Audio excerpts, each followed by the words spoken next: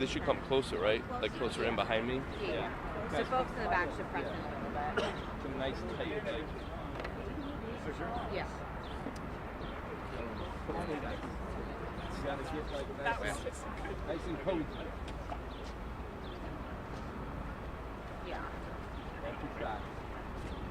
The big channels here. You gonna be okay? I just asked my brother guys that too.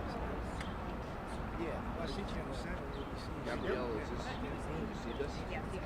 Yeah, you're right. Like this, yeah. I would just maybe move it a little bit to your left. Yeah. There you go.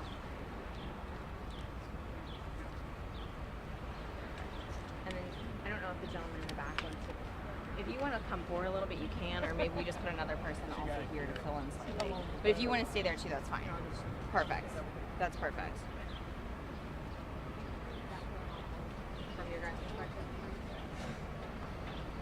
Right. Okay. In your wheelhouse, probably. We'll get going in a minute. Is everybody ready? Everybody's here? Are you guys ready? We're ready. Totally up to you, but that's what they're in. I saw that. Okay. But whatever. Okay. Those papers don't blow. Thank you everyone for coming out here today. As I stand here, a few blocks from the United States Capitol, 25 years ago, we now know definitively that a Saudi Arabian government agent, an intelligence asset of Saudi Arabia, was casing the United States Capitol and preparing for it to be destroyed. We now know that is indisputable based on what 60 Minutes aired last night and what the families, the 9/11 families behind me, have produced in court. We have now received video evidence of Saudi government complicity in 9/11. One man, Omar al-Bayoumi, stood in this city 24 years ago and is preparing his attack on the legislative branch of our government. Were it not for the heroes in our community that took down that flight, 535 members of Congress would be dead. The legislative branch of our government would have been destroyed. Our family members are dead. My dad is dead. Every one of these loved ones' family members are dead. 3,000 Americans died on 9/11, and Omar al-Bayoumi walks free in the streets of Saudi Arabia, living his best life. He has never been tried criminally. He has never been brought to justice. And today we are demanding that the federal government extradite Omar al-Bayoumi to stand trial criminally for mass murder. Omar al-Bayoumi is an agent of terror. He orchestrated a network of jihadi Islamist extremists that changed the course of life in America forever. He mass murdered 3,000 Americans in cold blood, and he has never had to answer for any of these crimes. It is 23 years. We are tired of fighting, having to come to Washington, stand in front of these buildings, tell our stories over and over again, to plead with the American government to do something. Anything. The least they can do is bring this man to justice. That is the very least that they owe these families, is to bring Omar al-Bayoumi to justice. My dad died. He stayed behind in those towers. He gave his life. He would have done anything to be with his family and to see his grandkids raised. He would have done anything. But he stayed behind so that others could live. And now our own government stabs us in the back. They make me come down here time and time again, and they do nothing. They do nothing. We have video evidence. What more do you need? He was planning the attack. He showed how to fly a plane into a building. The FBI says he was a Saudi intelligence asset. This FBI had these documents for 23 years. This FBI did not give those documents to the 9/11 Commission. The previous FBI, I should clarify. This FBI has an opportunity to turn the page. And we're calling on Director Patel, we're calling on Pam Bondi, we're calling on Tulsi Gabbard to stand with these families, do what's right. We're calling on Vice President Vance, and we're calling on President Trump to bring justice and closure and bring this man to justice. We deserve it. America deserves it. Please help us.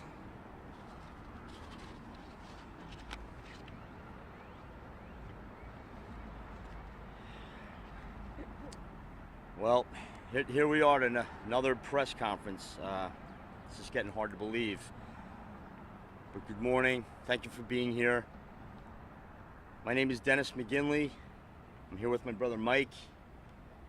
Our brothers Marty and Tom were unable to join us today.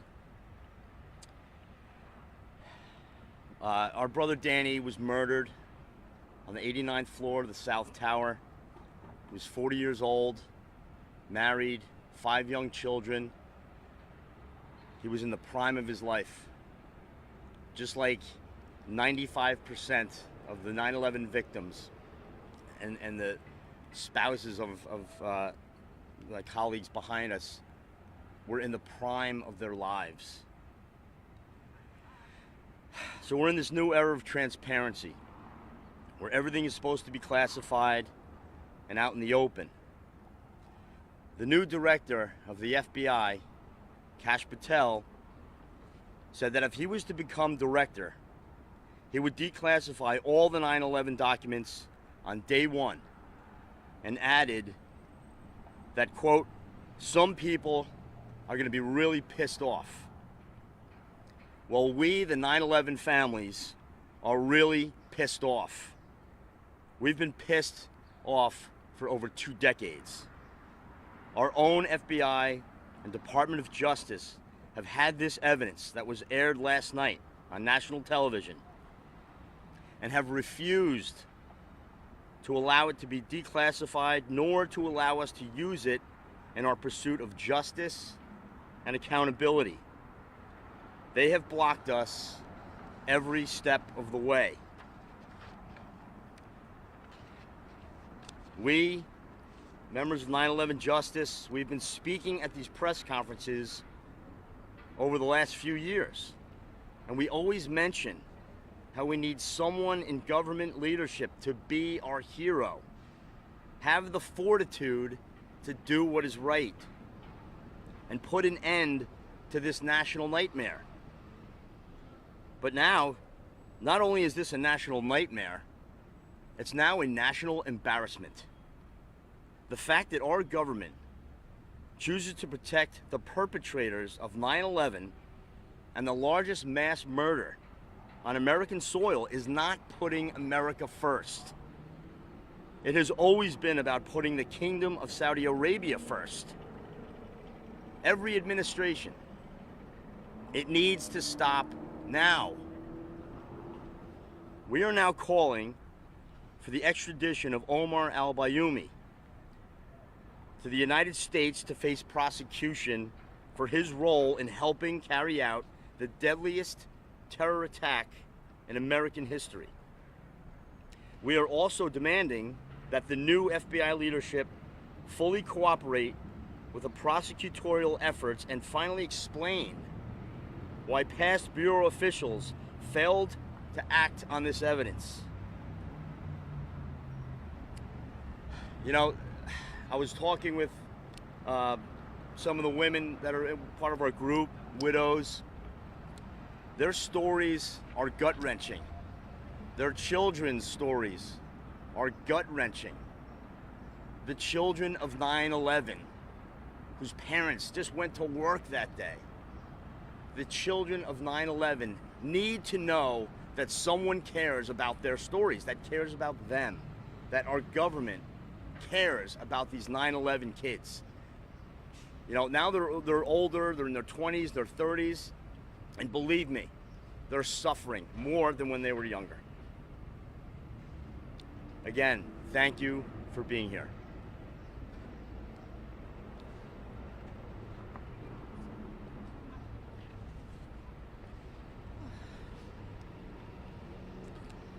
Good morning. My name is Patricia Kavanaugh Edwards. My husband, Dennis Edwards, was murdered on September 11th, 2001 at the age of 35 while working at Cantor Fitzgerald. Cantor Fitzgerald was the one and only job he held as an adult. Dennis escaped the 1993 World Trade Bomb Sending Center, but was not lucky enough the second time around. Our government failed him, not once, but twice. The second time proved to be deadly. It is my understanding that the mission of the United States court system is to deliver equal justice under the law and to achieve the just, fair, and timely resolution of all matters that come before it. As a 9/11 widow and as an attorney duly admitted to practice law in the state of New York, I can say with the most complete, utmost certainty that the victim and loved ones of 9/11 have not come close to reaching any sense of justice by virtue of our government and judicial system. It has been one catastrophic misstep after another that has lasted over 23 years with no transparency, as evidenced in the 60 Minutes episode last night. President Trump, Vice President Vance, FBI Director Kash Patel, and Attorney General Bondi, we are undeniably in a position to help us to get the justice we deserve. You have all stated at one point or another during your presidential campaign or confirmation hearings that you would focus on justice, transparency, and that you would declassify and unseal evidence in your pursuit for justice for us. The time is now.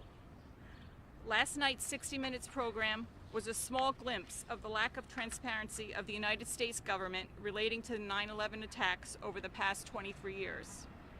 For almost 23 years, the government has kept damning evidence locked in a warehouse somewhere.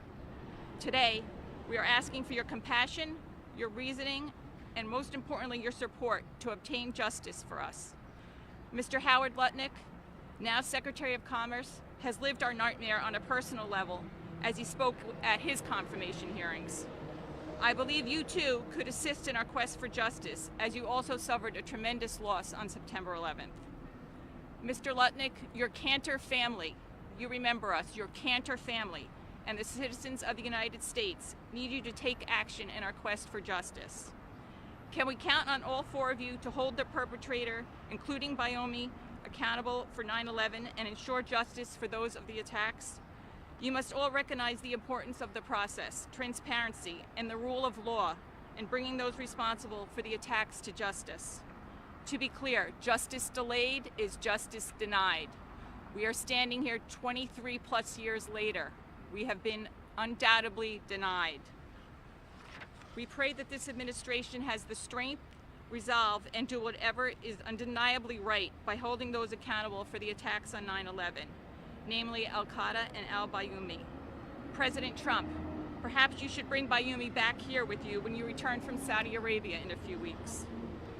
Lastly, I would be remiss if I did not wish my husband, Dennis Edwards, born on this day, a very heavenly 59th birthday. We are both certainly not where we imagined we would be today. 8,360, I repeat, 8,360 days of not seeing you and not obtaining an ounce of resemblance or justice for your murder. President Trump, Vice President Vance, Kash Patel, Pam Bondi, and Howard Lutnick, you are now in a position to do better than those before you. We implore you to immediately do so, and as usual, we wait. We wait, and we hope for the transparency and justice we rightly deserved and still have not received.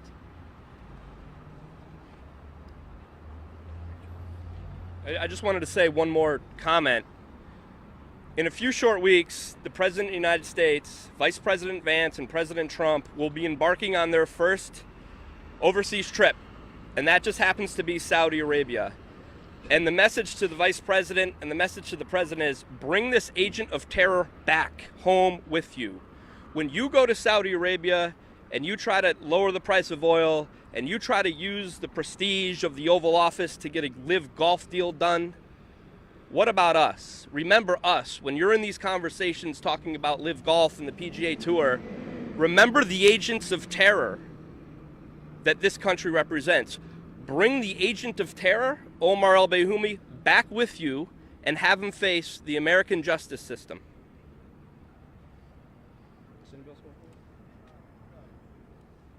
we'll take any questions if anybody has any.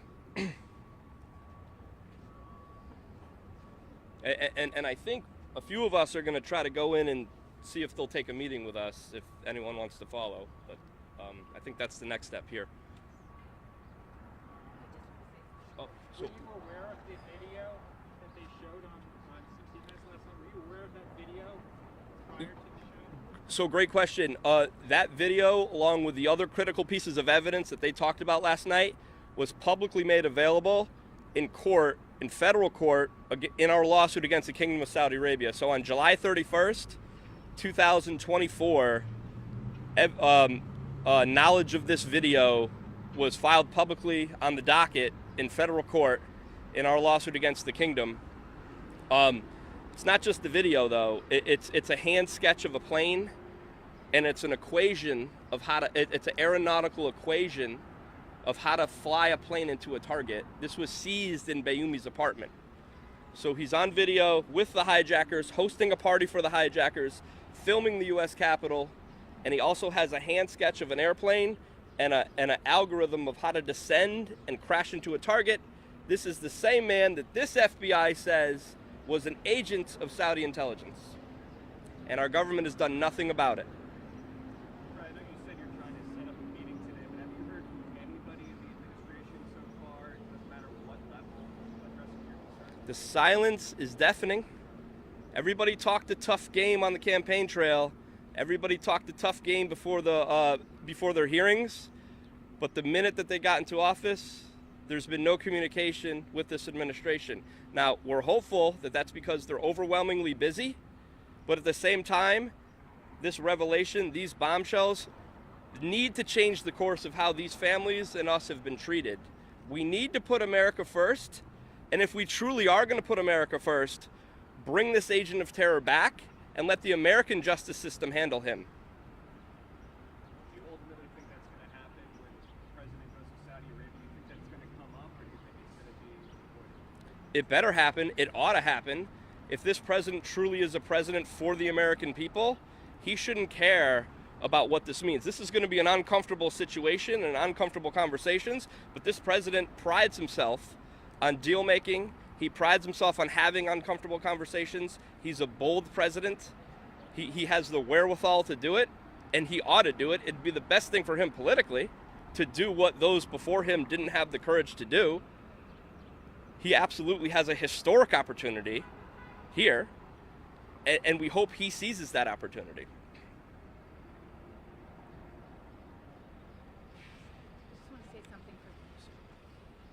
Good morning. I'm Cornelia Salito. I'm here on behalf of my husband's cousin, Matthew and Lorene Salito, because they're unable to be here. Their son, Matthew, age 23, Matthew Carmen Salito, was killed in the Trade Center, and their lives have forever been changed. What we're asking for, as Brett has said, and many of these other people are here to support, is that our government step up to the plate. We're looking for justice and accountability, and starting with this man, but in reference to the Saudi government as well. Thank you for your time. Anybody else